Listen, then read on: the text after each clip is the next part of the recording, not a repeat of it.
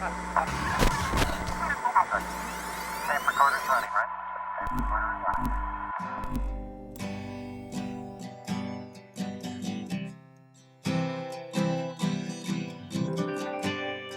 Hello, everyone. We're about to have the most awesome Fireside Chat webinar of all time with one of the legends of work tech, Mike Carden, and these other two guys, me and Steve. People are filing in, so we're going to give it a couple of minutes. As we go along, feel free to put questions in the Q&A. We're going to have a couple of polls along the way, which are pretty nonsensical and non-scientific, but that's okay. How you doing today, Mike? I'm doing great. I'm about to go on leave for the rest of the year. First, where are you, and where are you going on leave? I'm in Auckland, New Zealand, and I'm going on leave to Prague in Czechia, which I think is as far as you can possibly travel from New Zealand, or at least close to it. Does that become a question of like which direction you fly in? I think actually, do you know what? I believe now this is mathematics, but if you take 2 points on a globe that are opposite, to fly between them, you can fly through any other point on Earth, and it's the same distance. Well, then there's a thing for you. Yeah, you have to consider tailwinds and headwinds, though, right? So you would change direction. You fly through the Middle East, fly through Dubai. That's got much better wind traveling that way. Better wind. That's how you travel from New Zealand. Pick the wind. So will you be flying over the World Cup? Yeah, I suspect we fly over the World Cup and then around Ukraine, and then Indeed. Well, we still have some folks filing in. I'm going to wait one more minute, and then we're going to get started. Thank you, everyone, for joining us today. I'm Brett Starr. I'm the founder and CEO of the Starr Conspiracy. I'm joined by my stalwart partner, Steve Smith, partner of the Starr Conspiracy and chief marketing officer, and this other guy, Mike Carden. If you don't know Mike Carden, then you just don't know. Then you should know. You should know. Well, here's your opportunity to know. All right, well, let's jump in. Mike, you're one of our heroes, one of our favorite people in the world, a true legend of work tech. By any measure, one of the most successful entrepreneurs in work tech. I mean, and there's just a lot to back that up. My tendency is always to want to start with the old days, but let's start with the new days. You're the co-founder of Joyous. I saw when I was going through your website in the About Us section where, all the bubble avatars are popping up, that your nickname is Meerkat. What's that about? Meerkat. Look, we all have avatars, right? How that started, God knows, Brett, honestly. It started at some point, and I ended up with a meerkat because my name's Mike, and meerkat's kind of Mike-ish. Yeah. It's not that much more thought into it. I do love meerkats, though. I like so the way nothing about the characteristics of a meerkat that around, your personality. Scuttering around, about digging holes in the sand, living in the desert. Yeah, all those things are very consistent with me. Well, as always, we start with a moment of gratitude and a drink of choice. And I'll get us started. I just want to say I'm extremely grateful for, we're facing a tough time. Like, this is a downturn. And, that's even open for conversation, right? Is it really, or is it not? But I'm grateful for the fact that I've been in this market, in the work tech market specifically, for over 20 years. But I'm mostly grateful for the fact that I've been through these ups and downs with the same team all these years. People like Steve and, the broader team that we have.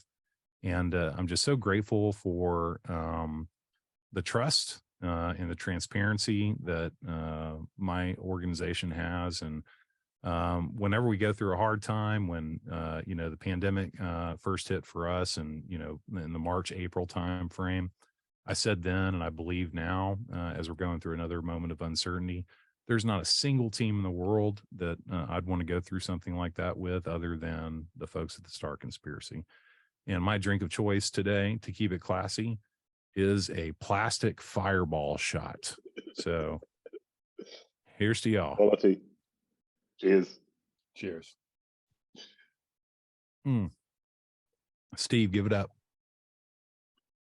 Well, that was pretty heavy, so I think I'm going to go on the lighter side. I'm thankful for Cool Ranch Doritos.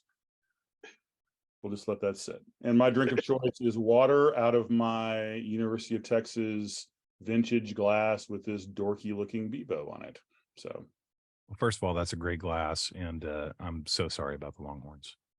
But go TCU, right? Go TCU, maybe. No, not go TCU. There's nothing wrong. Longhorns. No love in your heart for TCU? None. All right, Mike. What do you have to be grateful for? So yeah, it's funny. I normally do these things of being grateful for the team and so on, and yeah, I kind of have all those feelings as well. I mean, my team is much newer than yours, Brett, but it's a wonderful group of people that we've kind of pulled together on this journey. But I'm going to be very specific and be grateful for my co-founder, who is my brother today, because in these things you often just sort of you never talk about your co-leadership much, to you. And if we've got a co-leadership across myself, Philip, and Ruby, but specifically working with my brother,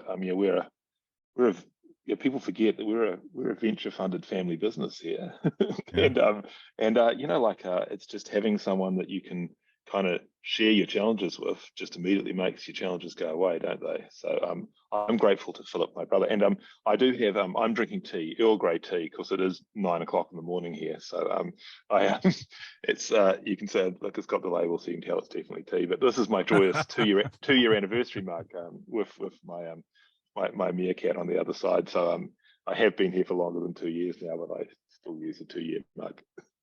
Well, cheers. I got to say, that's kind of a portly meerkat. Almost now, Steve, I'm pleased you picked up on that. And for people who do know the history of Joyous and Sonar 6, one of the folk in our marketing team is Karen Rayner, who's been there right from the beginning of the Sonar 6 journey, and she is the person who authored the avatars. And I had quite a slim meerkat, and over time it's got more and more portly. So this is a 2-year mug, and Karen's like, I'm coming up to my 5-year anniversary here. God knows what they're getting huge. Honestly, the 4-year cap is a cap for 4 years. That's one obese meerkat.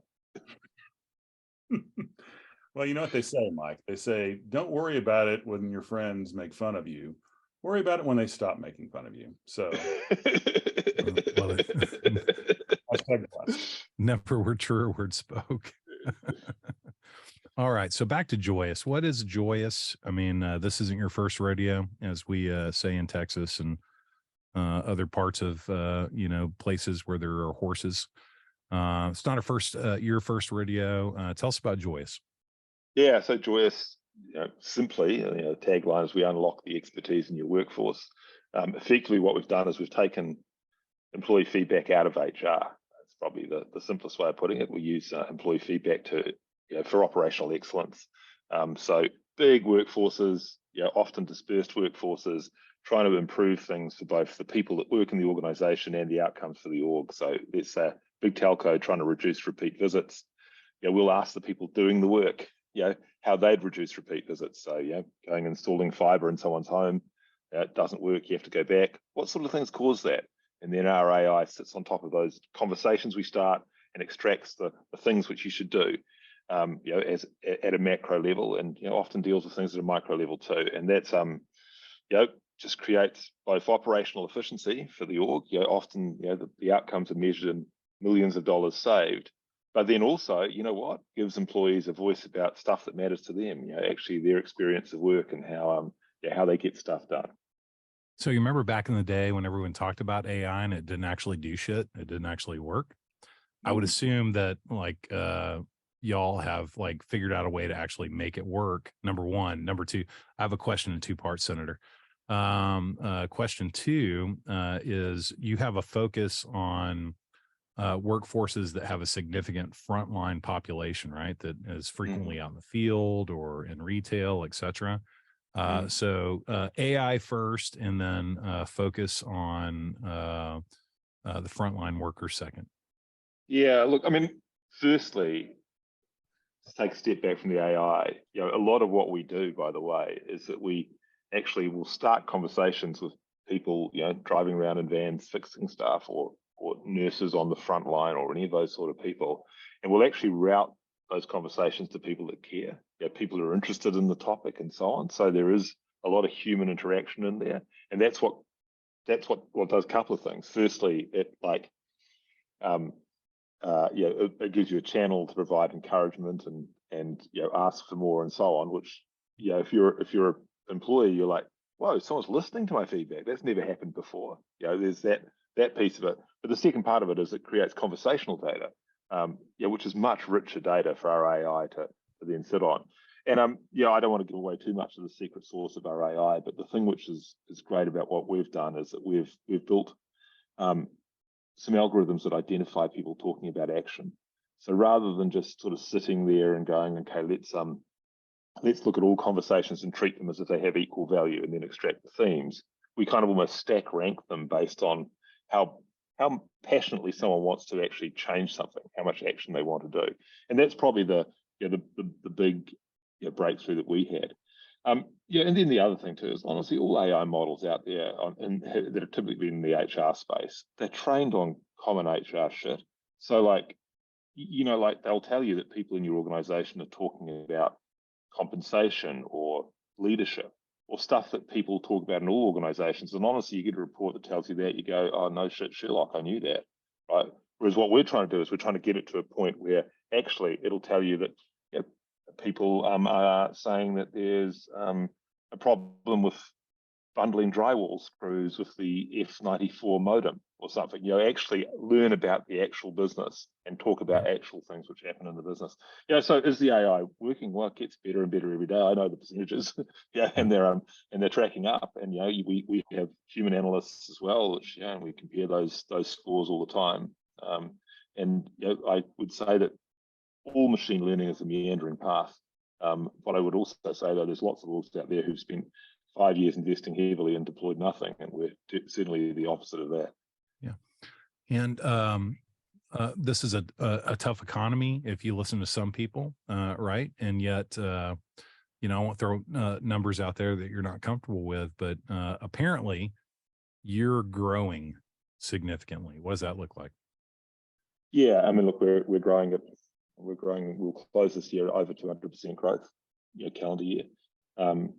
So that's tripling our business. I think that if I think about the kind of economic piece of it, clearly we're in a downturn. I think that there's, we've got a recession almost locked in next year. It's like hard to think that any of the big world economies are going to avoid a recession, or if not, very, very flat, right? And I think that we work in the enterprise for a start, right? And the enterprise always has lag in a recession. Like the big companies always kind of take a bit of time. Whereas if you're in SMB, I think, I know lots of tech companies have reduced the size of their staff and reduced their spend, and that's all recessionary activity, right? So I think the thing is too, though, that we're about operational excellence, which is something you don't tend to ease off on in a recession, right? You tend to ease off on the more discretionary things, right? And so I think a lot of HR companies suffer from this problem, which is that HR tech companies is that when you're selling into HR, some of those budgets are quite discretionary. I don't know, the well-being budget, shit, we're going to cut that. We really cared about it, but gosh, we've got to save some money. So, and I will be kind of candid here. I think sometimes that HR folk aren't the strongest advocates in organizations either of why are we actually spending this? Why are we actually doing this?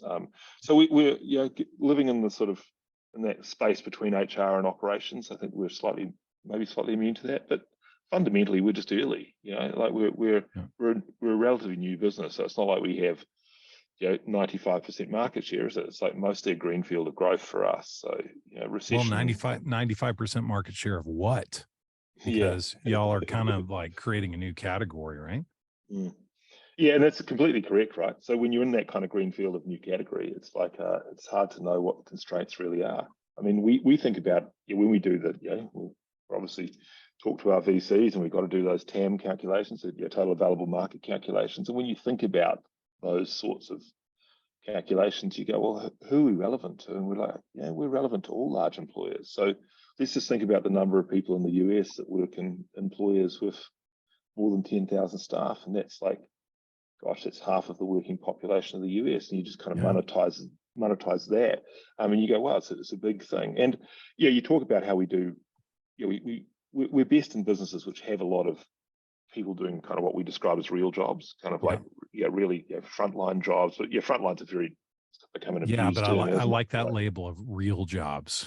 I like it a lot. And I'll tell you, apart from like a few accounting firms and so on, usually all large employers have like people either in retail or up poles or driving trains or up poles. Isn't that like a classic kind of like person in an office description of a real job? Up poles. But so I didn't mean that with disrespect. I just mean people doing actual stuff. That was actually one of my first jobs. Was I climbed telephone poles down in South Texas to replace fuses in transformers. No way. And so so that was actually a great piece of me creating empathy there. That worked. That was, gosh, that's marketing 101. We've really connected there on the up poles. Well, I'm gonna shut up for a second and let Steve ask some questions. But I don't know if you're comfortable talking about your customers, but it's not like you guys are working with like unproven customers. Can you tell us a few of your customers, or is that too confidential? I just love this. Like, I'm going to shut up now, but I'm going to use it. I'm going to use that myself. Oldest trick in the book. Look, we really don't talk about our customers specifically, and that's kind of part of the relationship we have with our customers. But Fortune 50, across telco, retail, healthcare. Fortune 500 as well. Obviously, we're in the proper enterprise. Employers of 100,000, 200,000 staff. So in a moment that looks like, for some people mirrors kind of like the global financial crisis back in 2009 or whatever, some of the largest companies in the world are investing in Joyous, and you guys just keep growing and growing and growing. And I also have to say, do y'all talk about your, because I've got numbers on your, like funding history and all that stuff. Do you guys talk about that? Because everyone says, oh, it's hard to raise money, et cetera, et cetera. You guys have done a great job. Are you comfortable talking about that? Look, we raised plenty of money, and the reason we raised plenty of money is because we're a product-led business, and you want to do a product-led business and sell into the world's largest companies, you've got to get the tech right. And that just means that you have a real front loading of expenses. Effectively, you've got to hire a big engineering and data science and product team. And until very recently, we had almost no customer team at all. What by customer I mean kind of sales team. We had some folk looking after our biggest customers, but we didn't have truckloads of salespeople out there. And so most of our investment has been about building a product. There is some weird delineation going on at the moment, isn't there? Which is like organizations, startups that raised last year and startups which we're planning on raising this year, right? And it's very, very different camps, right? Because we raised when there was a frenzy, right? Last year we kind of we did effectively what was a Series A. Out of we were supported by our existing VCs, and we brought another great VC on board, and that was great, and that was I guess August, September of last year. Mm-hmm. Same period this year, if you were trying to raise, it was tough, really, really tough. That's a huge shift in the economy, and the way that I describe it is kind of all the tourists left town, didn't they? So the crossover funds and the family offices and all those growth equity funds have suddenly decided that early stage venture was for them. They've all gone. So you're left with the kind of, I guess, the proper VC players nowadays, right? and they have their criteria on how they want to make their funds work. It's made it hard to raise capital. What it means for us, though, is that like we've got to be super careful because we can't continue to operate in the mindset of like capital is cheap. Of course, capital's not cheap, but we've still got cash in the bank from that. And I talk about it all the time. Like if I look at the emergent competitors we have, a year ago, the emergent competitors would be those people that kind of like suddenly raised 50 million, came out of nowhere because they could hire a lot of people and buy some tech and so on. Those people are soft, right? But this year, the competitors you're going to get, they're going to be people who are kind of bootstrapping this stuff and like, or they raised a more modest amount of cash and they're just working super efficiently and they're kind of they're just working hard and nuanced and finding the kind of things, and those folk are hard. Right. Well, so first of all, I really love what you're saying because, one of the messages that we put out is there's nothing like a good old fashioned downturn, to show the flight to quality. But Steve, you've got numbers on investment and work tech. What do those numbers look like, and how do they compare? Sorry to put you on the spot, but like what are we talking about here? No, I mean, I was just going over this with Brandon Giella on our team. He's working on his work fund newsletter, the kind of the Q3 analysis.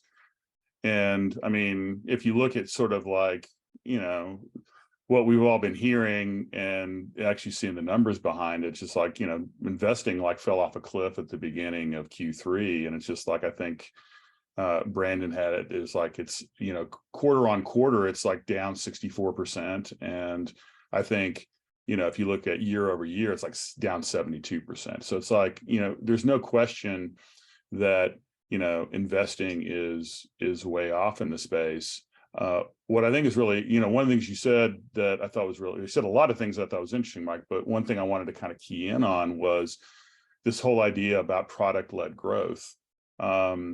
Because there's a lot of companies that say, oh, we want to be a product-led growth company, but they're not really, I think, doing the things that will allow that to happen. What do you think are, is it something as simple as if you want to be a product-led growth company, you better have a good product? Or do you think that there's other things that people are doing wrong that want to try to go down that route?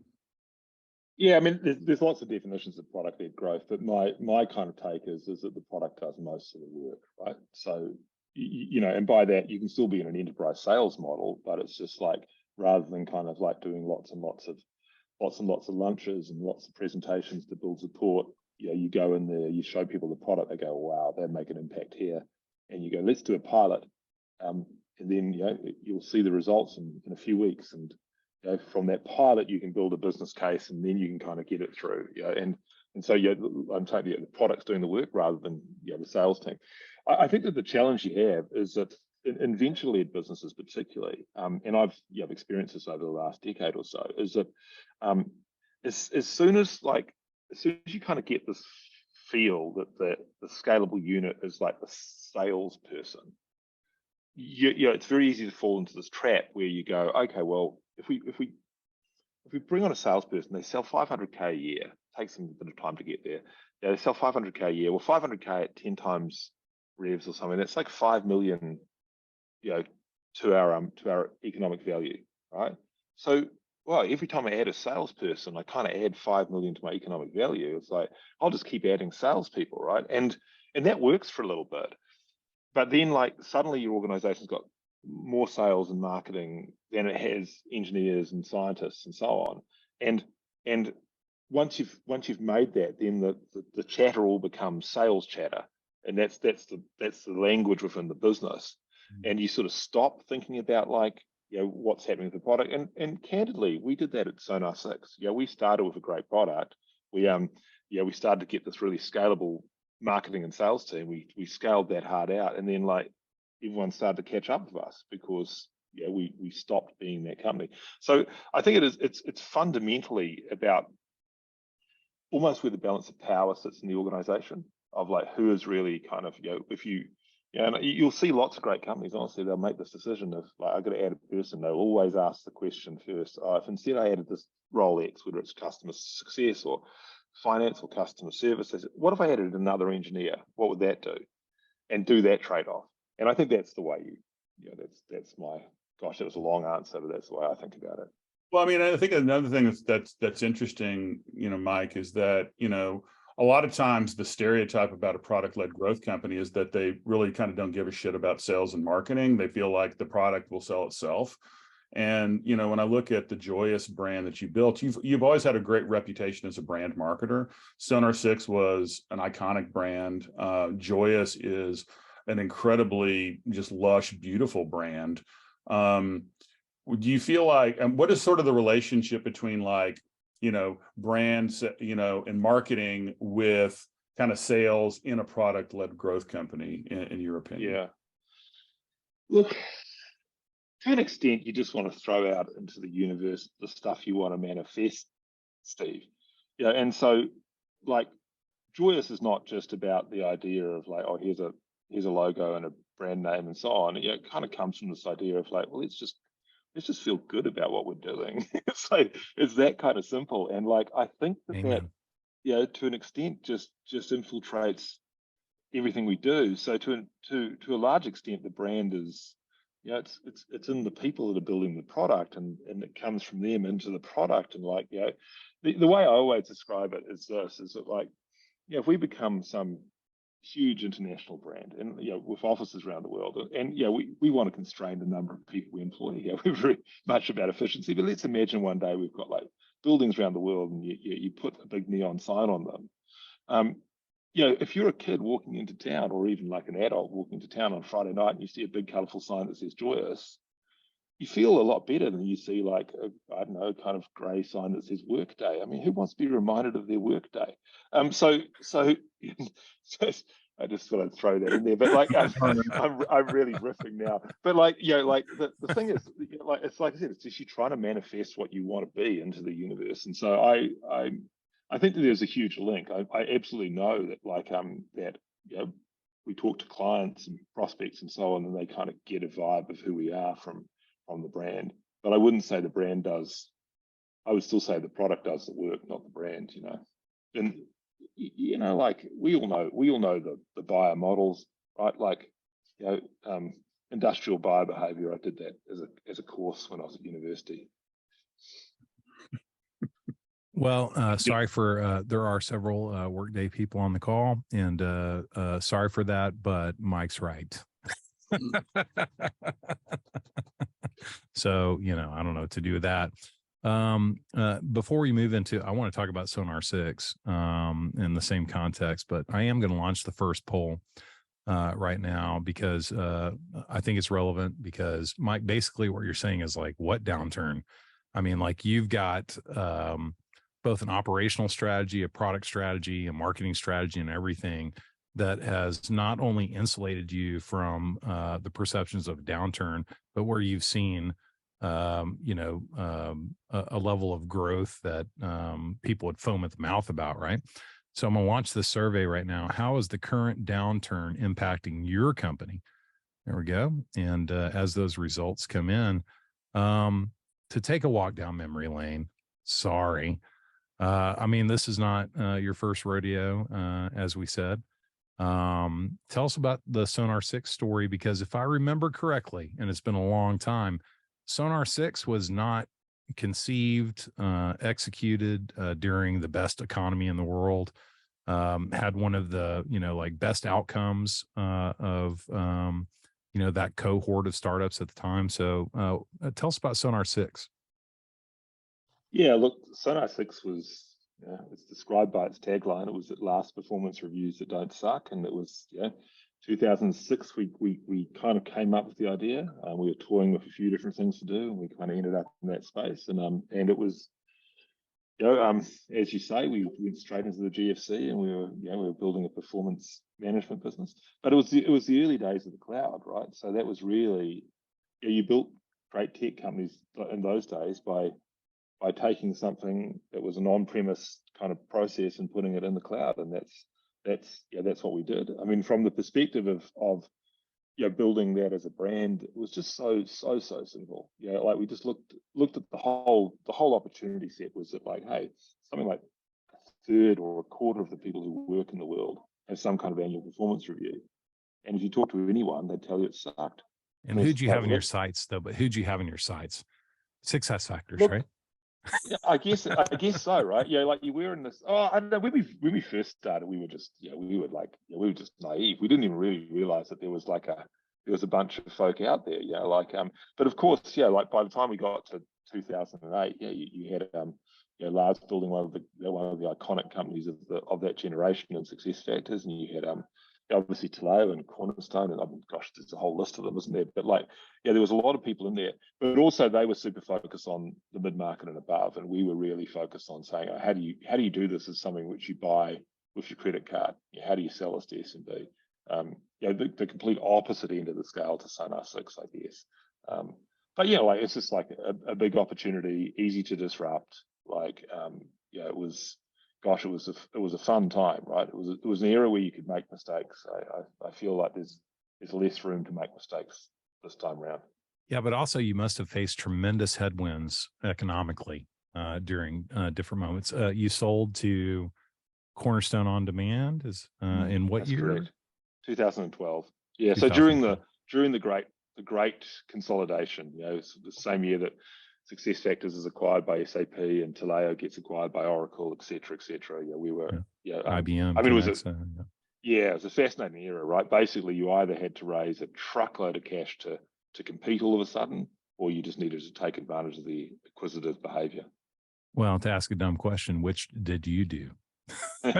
Yeah, so we got acquired by Cornerstone. I've got to tell you, couldn't have landed in a better place. For people that kind of know the history of the industry, in 2012, Cornerstone's Adam Miller, Jason Corsello's there. It's just a sensational place. And so for me, it was I kind of went from kind of scrappy startup mode where I thought we were aggressive to landing in NASDAQ listed org, working for those folk, and we were you just learned so much so quickly. That was an aggressive period, an aggressive team. And Steve, you've got a perspective about Cornerstone On Demand, especially versus Saba, and this notion of aggressively marketing during times when other people are pulling back. What's your story? Yeah, and I mean, we've kind of looked at that, and it's all publicly available information because it's all SEC filings. But if you go back to 2008, I think Saba was doing about 100 million in ARR, and I think Cornerstone was about maybe 10. And you fast forward to 2012, and Saba was doing about 120 million in ARR, and Cornerstone was doing about 120 million in ARR. And so, through one of the worst economies since the 1930s, they really kicked it in the overdrive and saw some rapid growth. And so it's just we really believe that just great companies are born out of tough markets. In the crucible. And we've got data that shows that brand recognition is predictive of market share. And I think Mike just kind of confirmed that Cornerstone On Demand was very aggressive about marketing and building brand recognition during a period when other people were, pulling back. And that had a pretty short run impact on their position in the market. So I'm ending the poll now, and I'm going to share the results. Let's see here. So, I mean, again, not a scientific poll here, but it would seem that the majority almost are tightening our belts a bit. And you got 6% that say it's an absolute nightmare. And then you've got 22% who are saying, what downturn, we're kicking ass. And 22% are playing it cool, no cuts, no increases. Mike, how does that fit into how you're approaching this particular downturn? Yeah, I mean, look, we're kicking ass and we're tightening our belts. I mean, that's we're in this. It's a weird downturn, isn't it? Where the price of engineers is still going up. So yeah, I think that we've got ourselves into much less of a growth at any costs mode, into more of a break-even optionality mode, or what's it called, like default alive kind of like mode, where you kind of assume that you won't be raising more capital, so you work in that fashion. And we're fortunate that we have plenty of capital, so we continue to invest, but we're growing ARR much faster than we're growing OPEX, which gives us a trend towards break-even. I would say the thing which I worry about in our industry is this piece of kind of optimism and things which may be fleeting, right? So I've talked to some leaders from other businesses, particularly in the kind of HR engagement space, those sort of things, and they'll tell the story, which is like, well, the nature of HR has changed. So during the pandemic, HR became much more important to the organization. So people were much more interested in talking to their employees and understanding how things were going. And Chief COVID officer, right? They became the chief COVID officer. Absolutely. And in lots of cases, they expanded their portfolio into some great areas. Like, they owned things like collaboration and like you sort of touching on there, they owned dispersed workforces and work from home and all these sorts of things, right? And so naturally they attracted budget, and they attracted, they bought tools, and those tools got used, right? And so I think that I'll talk to some of them. They'll go, well, we're sort of immune because suddenly immune to this recession because suddenly HR, like our engagement tool was used 3 times as much in the last 2 years as it used to previously be used, and so on. But that's a little bit like Stripe, isn't it? We're like Stripe sat there going hard out into growth because, like, wow, the last few years we grew so fast. But they grew so fast because everyone was trapped at home, and so people were doing more online purchasing and so on. I sort of feel the same thing has happened here. Like a lot of the kind of behaviors that generated great outcomes for HR tech companies through the processes of HR and things in the industry, some of them were quite pandemic dependent. Now, I don't think those things have gone away completely, but let's just say that they're not going to generate growth by themselves. So I think that thing of like just easing back on your expectations is important. Well, you brought up so many interesting points there, but Steve, this is your moment, because what I heard Mike say is we're kicking ass and we're tightening our belts. And what better example is that than literally the most famous HR tech booth of all time? You gonna pull it up, Steve? You gonna show it? Pulling it up right now. Hold on. There we go. Oh, please. Because it was a similar time, right, Mike? Yeah. I mean, the most iconic booth in the history of HR tech. Cardboard box. Cardboard box. The thing I love about this is that was 2008, and here we are, like, we're 14 years later, and like we're still talking about it. It's like that'll tell you everything you need to know about marketing and HR tech. So, well, I mean, I think what I love about it, Mike, is you created a defining moment. And during periods like this, from a CX perspective, so many times people pull back on just blocking and tackling, right? Just blocking and tackling. And they don't think about how to create a defining moment in the context of the situation that we're facing at any given time. Would you say that was a defining moment for your organization? Yeah, I mean, it probably was. It was definitely the point where we kind of got on the radar, right? And it's funny, like, there's an expression which is, constraints are the midwife of good design, right? It's like the reason we built that booth is because we could only afford a 10-foot by 10-foot space, and we just desperately didn't want to have a table with a skirt. The table with a skirt. That's where brands go to die, right? I've got like a fish bowl. You can put your credit card, you can put your credit card in. That'd be great. But fish bowl, you put your business card in. You can win an iPad or something. And and you sit there and you try and catch people's eye. It's like, so we were like, look, we build software you sell on the internet. Trade shows aren't really the place to go, but you couldn't ignore HR tech. You still can't. And so it was like, okay, let's just build a cardboard box. And I think that I mean, Bill Kutek didn't like it. I mean, I'm not. Who? With due respect to Kutek, there's a few. I'm not sure what he does like, but like I think he just wanted us to take cardboard box and go back to New Zealand. But yeah, and the bit where it's got writing all over the side, by the way, we didn't even plan that. Yeah, like we just, like so Kai Crow is like he's was in my team there, he's in the team now, and he's like he's a sensational guy. And his commentary to me originally was like, yeah, I think we'll do this cardboard box. And I was like, yeah, you sure? And he's like, so it feels like, yeah, it feels like antagonistic. And he's like, you want to be a disruptor, Mike. You got to be comfortable with being disruptive. And that was really where it came from. And yeah, and then someone wrote "Go Bears" on the side, and it was all on. Like people were coming over to write stuff, and I still think that one of the joys of my career really is we won the voting for best booth. The reader's choice for best booth. Much to our chagrin, because we had the second best booth. Yeah, your booth was good, but like Vallejo had Cirque du Soleil acrobats above their booth. Like there was people who'd spent, I reckon, $250,000 because that was the era, right? Yeah. So, and we were just, we were right in that mode of like, we've got to spend as little money as possible. Unfortunately, though, just as an aside, it was in Chicago, so that cardboard box is the most expensive cardboard box ever built because we had to get the union fire service to agree that it wasn't a fire risk, and there was some dirty dealing went on there. Well, I would say what you did brilliantly, and this is something we talk a lot about, the Star Conspiracy, is breaking the script.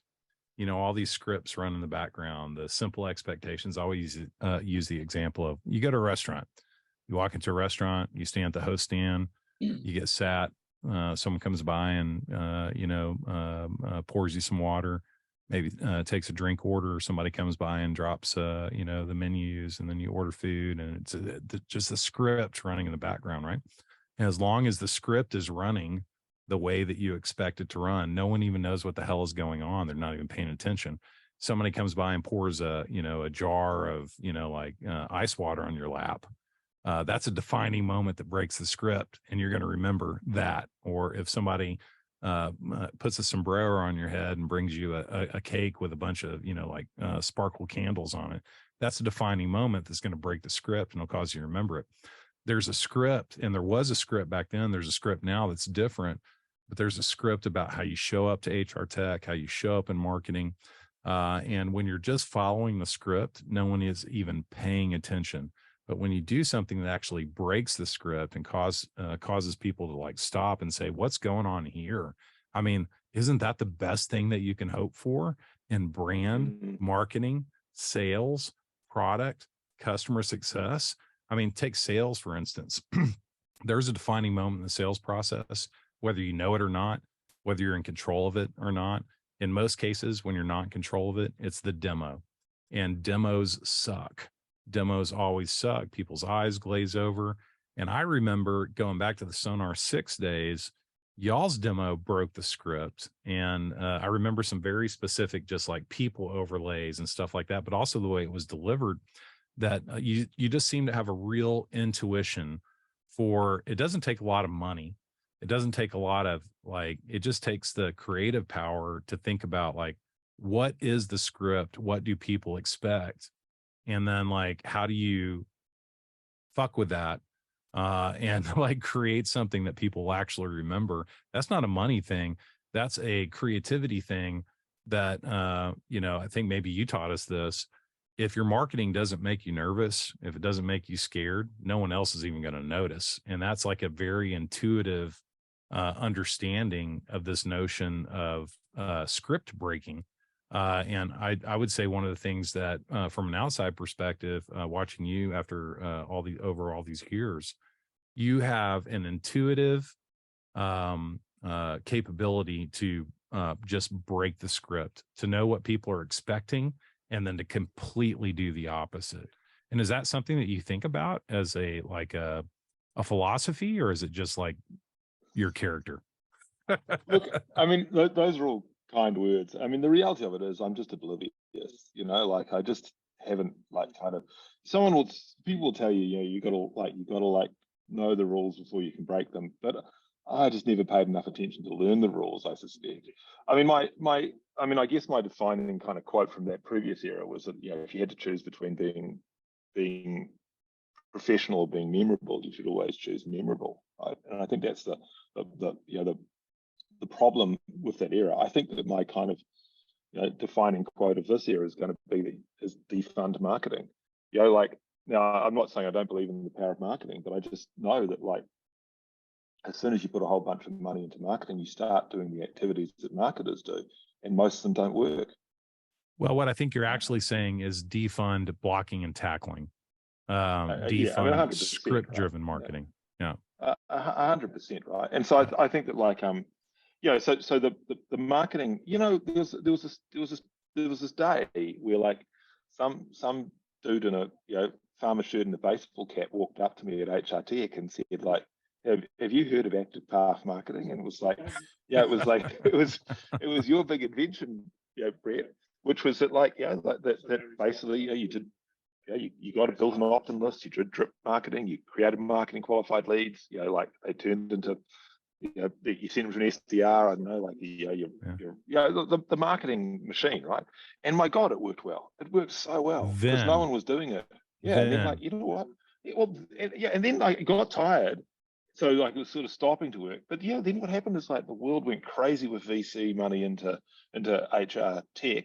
And so actually more of it happened. So, like, I see it all the time, right? And I'll tell you this, if you want to know, if, you know, and I've seen this in you know, other companies I'm involved in, if you want to know how much actually organic strength you have, you know, in your brand and what you're doing, you actually just have to defund those activities, and that will tell you. And it's crazy. I mean, I'm talking about another company here, but, like, they dropped all of their marketing spend because they were in an absolutely existential crisis. Yeah, and they're in consumer tech. They're in a different space than us. But literally, their number of leads went down by 10%. They're spending $300K a month on marketing, and you know what they were spending? They were spending $300K on just leads they're going to get anyway. Yeah, and I think tackling, that's, yeah, exactly. And so to me, it's like you've got to, like, kind of try and break the circuit and do different things. We've built such a different way to market here. You know, so it's so much more based on winning the hearts and minds of advisors and influencers and really the people who actually, if you're the CEO of a large company, that you listen to. You know, we're working in that, and frankly, it's also not the usual suspects. You know, like, it's not. I don't want to kind of name names, but yeah, the people who do keynotes at HR Tech, they're not actually the people that our folk listen to.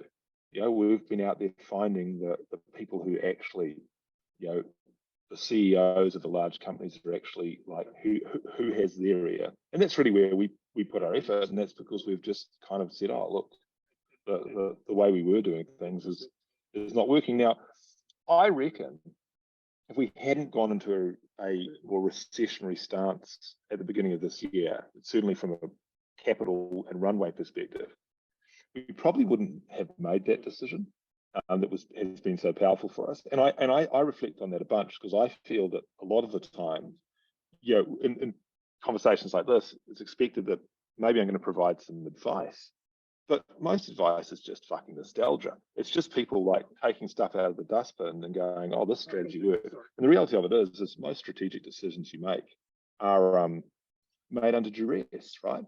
Yeah, like, yeah, you got to make them because something has to change. You make a decision, and some of them work out, and those ones you kind of, like, you promote and go, oh, we had this great strategic idea. How clever are we? And then most of them don't work out, and you sweep them under the rug and never talk about them, which gives people the impression that you're kind of a smart person, or, as you nicely describe myself, a smart marketer.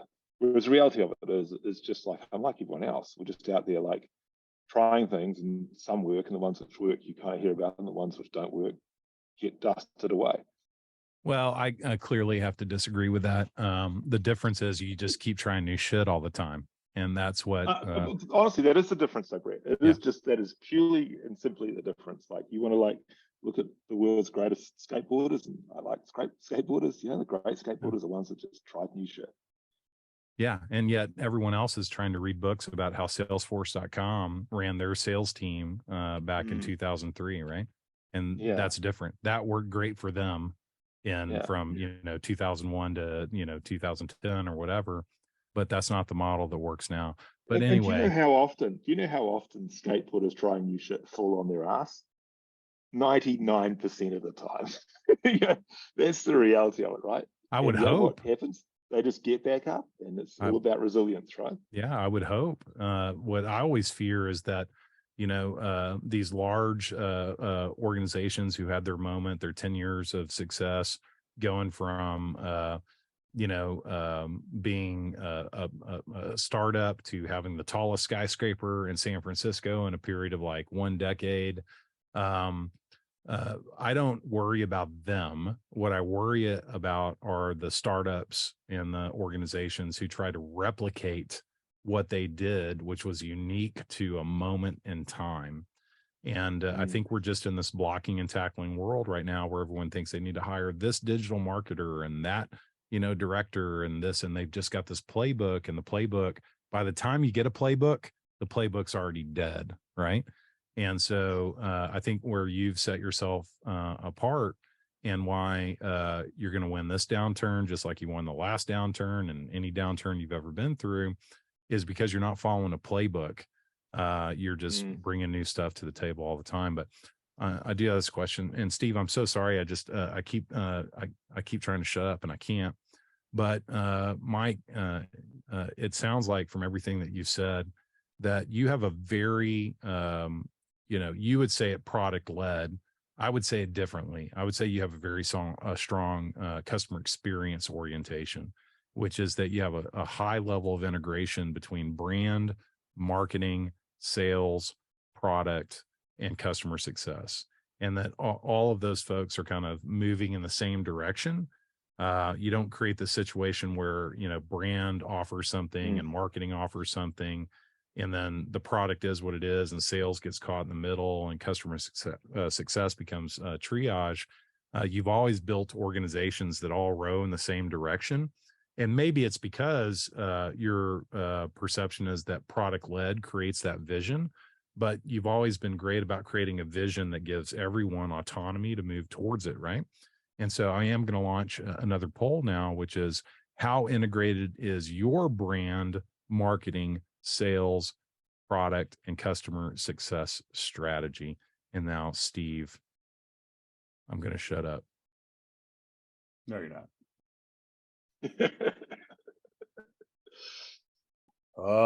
I did. I just did. That just happened. It did. You know what?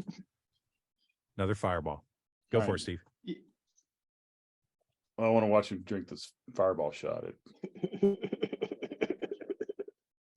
I before Steve gets a chance to talk, I just got to get in there and say that a lot of it's just kind of provocation, though, isn't it? Right? Like, so I think that, like, one of the things we've said, and this is Ruby Koleski, who's co-CEO here, one of the things that we came up with is this idea that you could build $100 million of revenue on 100 people. Now, no one in enterprise software has ever done that. Now, is it possible? I've got no idea. But we won't get there unless you try, right? And so, and every time even though it's just provocation, it still does change the way you think about things. Yeah, certainly from the perspective, one of the things we did, which was kind of provocative here, is Ruby and Kevin Norris wrote a book called Joyfully, and it's really just about simplifying your business down into 2 pieces. So there's traditionally been a view of how you build SaaS companies, which is marketing, sales, customer success, R&D, or something like that. And this is really just saying, hey, you've got this bit over here, which is product, data science, and engineering. And you've got this bit over here, which is like sales and customer success and those sorts of things. And actually, this is just one contiguous block. And everyone in here pretty much has a very similar job description. It doesn't really matter whether you're looking after a big client or trying to get prospects. They're all kind of similar, and these people over here are similar. And the bit where they overlap is in customer, right? And so everyone has a view of kind of customer. But where do you sit brand in that? And you sit it under product, because it's just like you sit it within that kind of piece of what you're building. I'm building stuff over here, and I'm selling stuff and looking after customers over here, and it's part of what I'm building. And so I think that's, to an extent, you can't escape the brand in the product link here because they're the same thing. Yeah, that's an interesting point of view, because, you know, one of the things that, you know, kind of in conversations that we're having with a lot of folks out in the space is, you know, there's a lot of companies that aren't doing as well as you're doing, and they're seeing their like front end KPIs around, you know, demand gen and conversion rates and CPLs and all that moving in the wrong direction. And one of the things that we kind of see looming as a potential issue for a lot of companies is with salespeople, you know, when things start, you know, going the wrong direction, they start saying whatever it takes to close a sale, which creates basically problems on the back end of the conversion where, you know, when they get into the product and they're not having the product experience or the product outcomes that they were told the sales process, then customer success is left to kind of clean up the mess. So that's one of the things we sort of like feel. You make customer success and sales the same team. You call it customer, and then like they have to clean up their own crap. I mean, it's like, what's the Dilbert cartoon? Lying John the salesman. Like that's one of the fundamentals of building a great SaaS business is sell something you already make. You know, like it's definitely one of the fundamentals. Because otherwise you just end up with 100 headaches, don't you? And lots of energy wasting. The biggest challenge we have in sales and marketing is wasting energy, right? It's like, yeah, there's nothing worse than a lead that's never going to convert, is there? Because it's like it's going to use a whole bunch of energy through the process. You know, some SDR is going to try and set up a meeting with some tire kicker, and then some account salesperson is going to sell into this tire kicker, and then eventually they're going to kind of string them along, and then eventually they're not going to buy anything. And that's like, you have enough of those adding up. I can tell you can have so much busy work going on in sales and marketing and just no outcomes. Whereas if that effort had gone into just, you know what, let's just try and make some existing customers even happier, just to work out how we can make even more impact in those existing customers by using that energy, and that will absolutely turn into a stronger brand and a better outcome in the marketplace, and referenceability and all those sorts of things. Well, as we, I'm going to share the results to the poll, and then I'm sharing the results to the poll. How integrated is your brand, marketing, sales, product, and customer success strategy? Totally integrated, 5 fingers, 1 hand, 20%. Could be better, but I'm not complaining, 60%. No integration, but it works for us, 10%. Every group thinks all of their groups suck, 10%. I would just say, by the way, that, most people are probably wrong about this, because that integration, whether it comes from vision or whether it comes from, a position of saying we're a product-led organization, which becomes a substitute for vision. The biggest problem that we see at the Star Conspiracy is breaks in continuity in the customer experience between brand, marketing, sales, product, and customer success.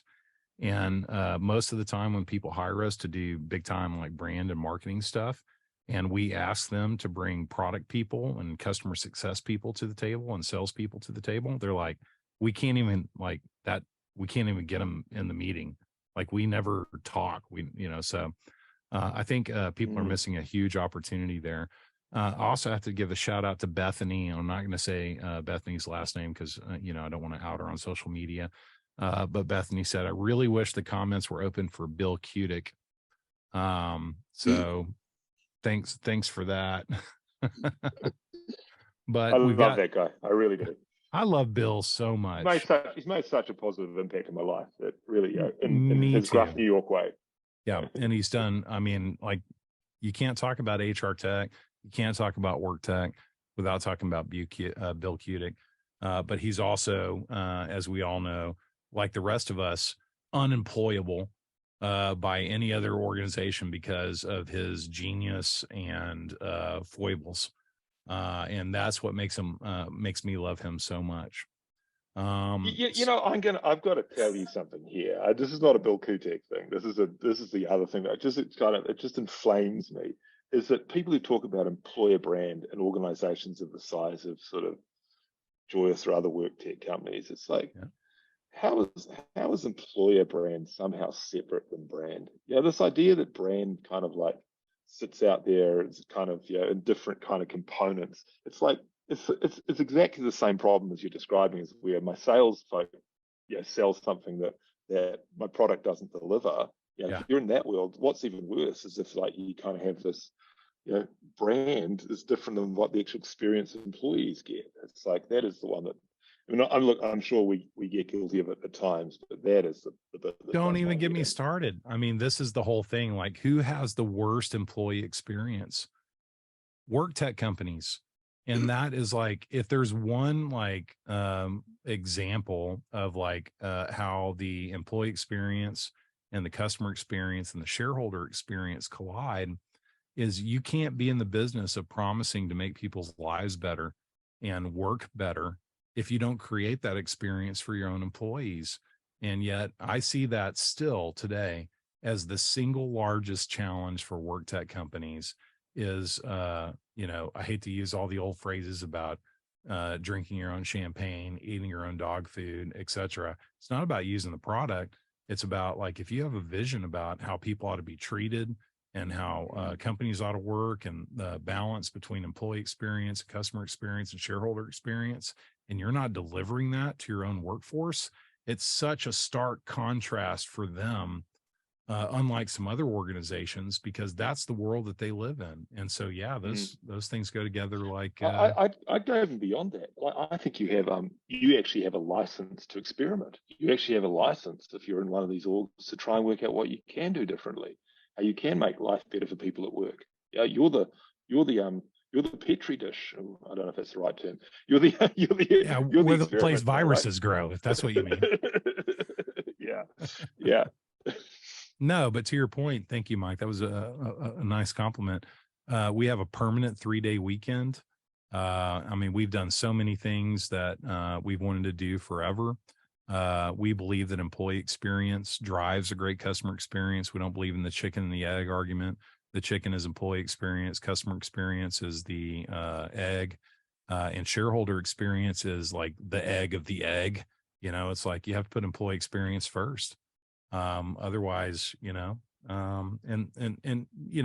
anyway, I could go on about that. One more question from a caller in Indiana. Mike, what were you most proud of as a marketing moment during tough economic times? Oh, look, the two things that fire me up always are a customer success or a product success, right? And so, most recently in Joyous, I'm not sure if this is answering it correctly, but we made a breakthrough in being able to surface action in conversations. So if you look at our live feed, it'll highlight things where people are asking for something. Now, that stuff makes me excited and proud, because I realize that's, I talked about AI being a meandering path, but it's like a whole lot of people with lots of different ideas coming together, and it actually manifests itself in something which provides, useful UX, great world-shifting user experience. But I think then the other part of it is just, honestly, fundamentally, you're in this business to close deals. There's nothing better than closing a deal, and then the bit where over the next year you start to see impact of what you do, for the company that you've sold it to, but most importantly, the kind of individual unit of success. You people's jobs get better because of what you're doing, and I like those things happen at different scales, right? But one of the things which I really loved recently is that during kind of storm season, I don't know if that's what you call it, hurricane season. I don't know that much. Hurricane season down here. Hurricane season, yeah. Joyous got deployed so much in by our big customers. Because of the power outages. And infrastructure and telco, just to sort of find out actually, hey, what's the experience of people on the ground when this is happening? Are you safe? Like, what's actually occurring when you're driving around, et cetera, and that sort of thing, where you kind of go, hey, I'm actually impacting stuff in real people's real lives. This is the stuff they go home and talk to their families about, that stuff is pretty gratifying too. Well, Mike, what an honor, what a privilege. Thank you so much for joining us today. Steve, I love you to death. And I just can't imagine a better conversation than me with putting a little bit of a downgrade on me, talking with Steve and Mike Carden, true legends of work tech, about winning the downturn. And Mike, I've just been always so happy for you, because you earned every inch of everything that you've received, and you're such an inspiration to so many people out here in the work tech community. So thank you for taking the time today. We got a lot more questions. I'm sorry. We usually stay on and answer the questions, but we've all got hard stops that were 2 minutes past. Apologies for that. We'll try to get back to the questions in emails later. We're going to record this. We're going to distribute it. We're going to edit it to take out all the offensive shit that Mike said. So it'll be a 3-minute recorded webinar. Well, no, I was because we have to take out the stuff that I said, and this is why you join live. And so thank you for everyone who joined live today to hear the unfiltered, unrehearsed version of this conversation. Mike, thank you so much for everything you've done for the Star Conspiracy. And for me personally, it's been a real honor and a real privilege. Oh, thank you so much for your kind words. So nice to spend time with you, Brett and Steve. Always good to talk about both the future and the olden days. So I think that feeling runs absolutely both ways. Well, the more things change, the more they stay the same. Steve? Mike, cheers. Safe travels. Enjoy Europe. And let us know which direction you flew, what the headwinds were, airspeed, velocity, and all that other good stuff. Where in the world is Mike Carden? All right, y'all. Bye, everyone. Thanks, everyone, for joining us. See you next time. What's our next one? We've got a huge series of webinars coming up with legends of work tech like Mark Carden. It's going to be hard to hold a candle to Mike, but there's a bunch of people who are going to try. And over the next month or so, we've got a dozen or so of these. So tune in next time. Thank you. Love you guys. Bye.